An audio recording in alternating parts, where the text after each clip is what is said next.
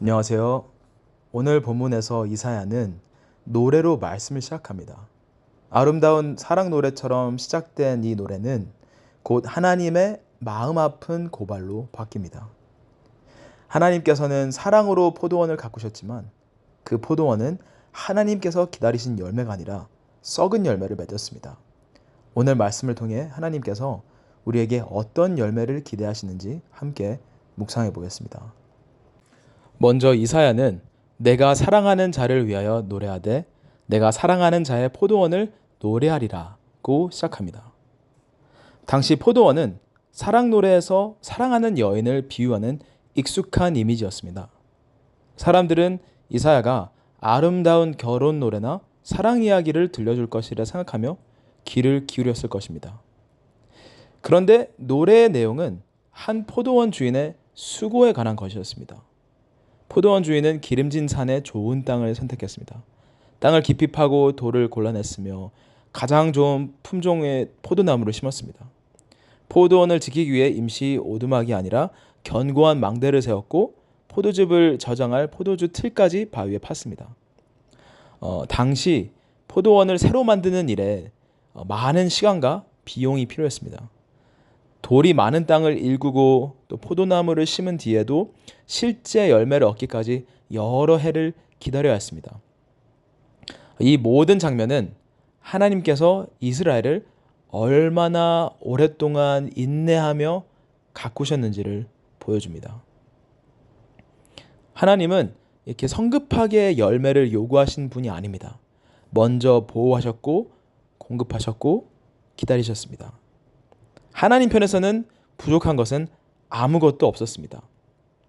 그래서 4절에서 하나님은 질문하십니다. 내가 내 포도원을 위하여 행한 것 외에 무엇을 더할 것이 있으랴?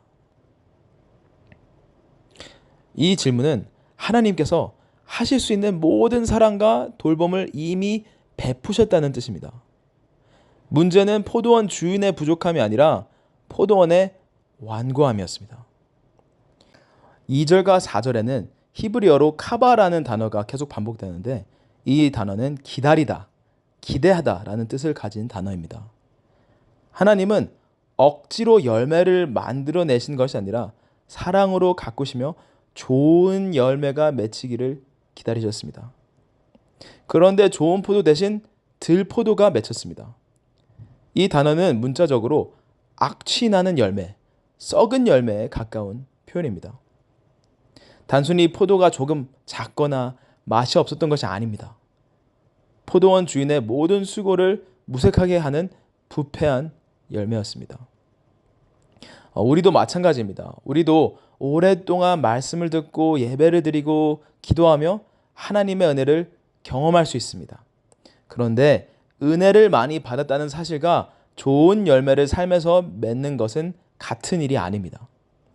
하나님의 은혜에 순종으로 응답하지 않는다면 겉모습은 포도나무이지만 열매는 여전히 세상과 다르지 않을 수 있습니다. 3절에서 하나님은 예루살렘 주민과 유다 백성을 재판관으로 부르십니다. 너희는 나와 내 포도원 사이에서 판단하라. 백성은 포도원 주인의 이야기를 들으며 당연히 주인의 편에 섰을 것입니다. 그렇게 자신들이 재판관이라고 생각한 순간 7절에서 놀라운 반전이 일어납니다. 무릇 만군의 여호와의 포도원은 이스라엘 족속이요 그가 기뻐하시는 나무는 유다 사람이라. 그들이 판단한 포도원은 바로 자신들이었습니다. 다윗이 나단 선지자의 비유를 듣고 다른 사람을 정죄했다가 당신이 그 사람이라 라는 말을 들었던 것처럼 이사야의 청중도 자신도 모르게 자기 죄에 대한 판결을 내린 것입니다. 7절에서 하나님께서 바라신 열매가 도대체 무엇인지를 분명하게 보여줍니다. 그에게 정의를 바라셨더니 도리어 포악이요 공의를 바라셨더니 도리어 부르짖음이었도다. 여기에는 아주 강력한 히브리어 말장난이 사용됩니다. 하나님은 미시파트, 곧 정의를 기대하셨지만 실제로 나타나는 것은 미스파흐, 곧 피 흘림과 불이었습니다.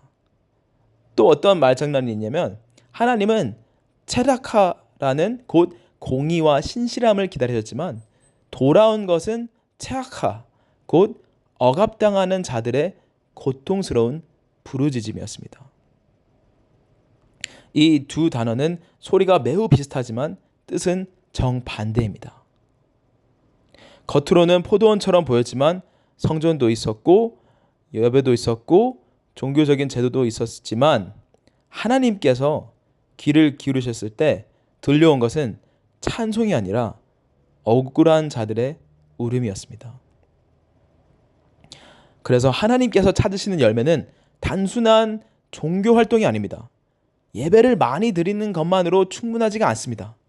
하나님께서는 우리의 관계 속에서, 우리의 삶 속에서 정의와 신실함이 나타나는지를 보십니다.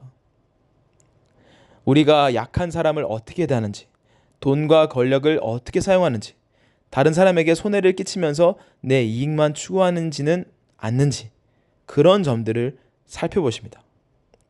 하나님을 사랑한다라고 고백하면서 이웃의 부르짖음을 외면한다면 그것은 하나님께서 기다리신 열매가 아니라 그것은 아까 말했던 그런 들포도 같은 그런 열매인 것입니다.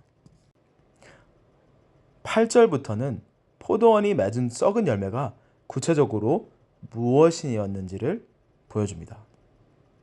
첫 번째 열매는 탐욕이었습니다.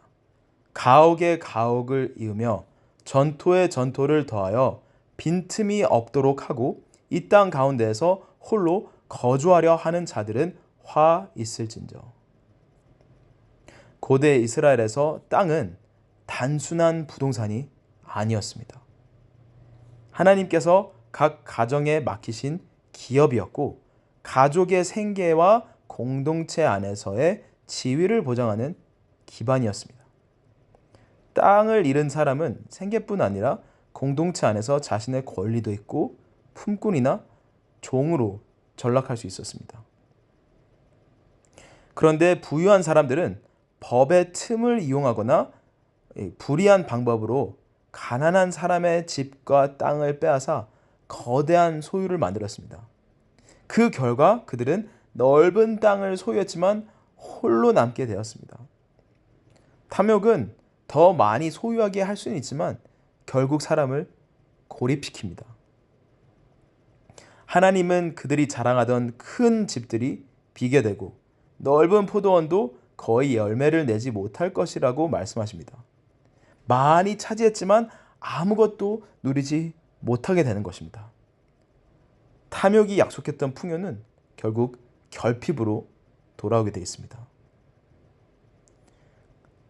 그리고 포도원이 맺은 두 번째 열매는 쾌락과 영적 무감각이었습니다. 사람들은 아침부터 독주를 찾고 밤늦도록 포도주와 음악과 잔치에 빠져 있었습니다. 문제는 단순히 그들이 술을 마셨다는 데 있지 않습니다. 12절은 이렇게 말합니다. 여호와께서 행하시는 일에 관심을 두지 아니하며 그의 손으로 하신 일을 보지 아니하는도다.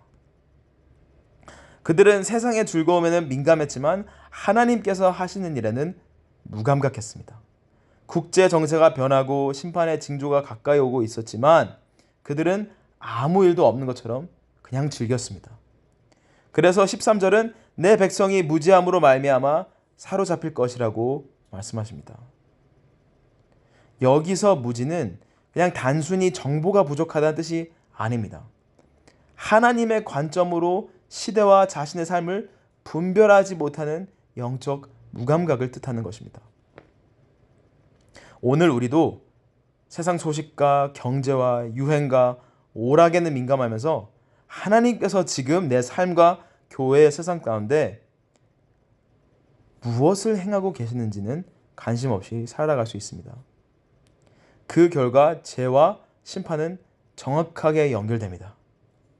땅을 빼앗은 자들은 땅을 잃게 됩니다. 술과 잔치를 즐기던 자들은 굶주림과 목마름을 겪게 됩니다. 자신이 높다고 생각한 자들은 낮아지고 오직 하나님만 높임을 받으십니다.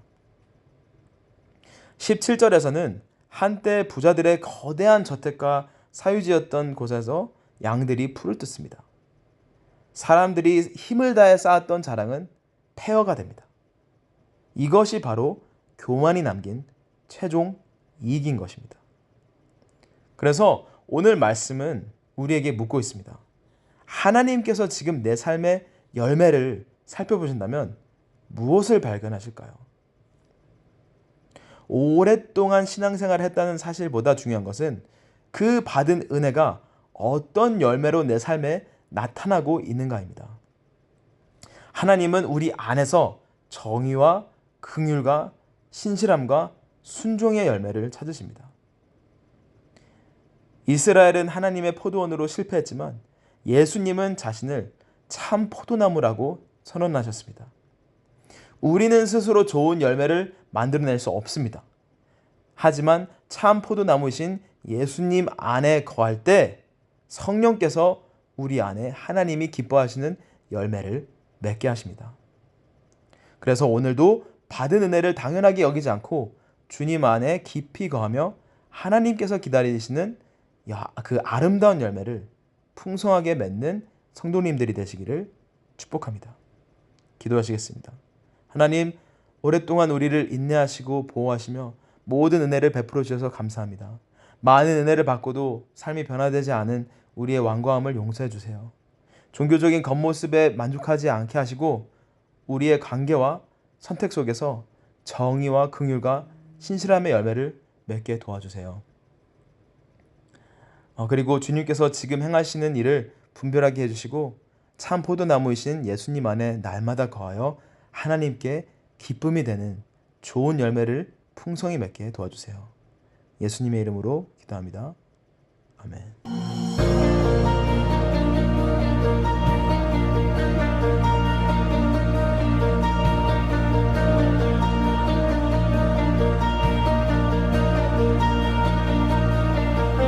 나의 사랑 너는 어여쁘고 참 귀하다 어느 보석보다 귀하다 내가 사랑스럽지 않을 때 너를 온전히 사랑하고 너와 함께하려 내가 왔노라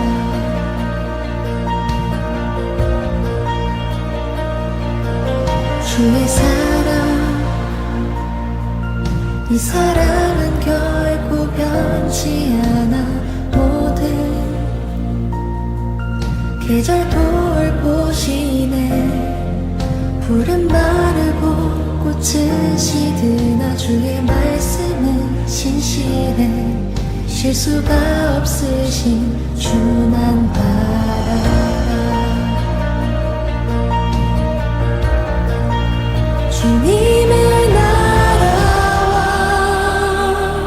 뜻이 나의 삶 속에 임하시며 주님 알기를 주만 보기를 소망해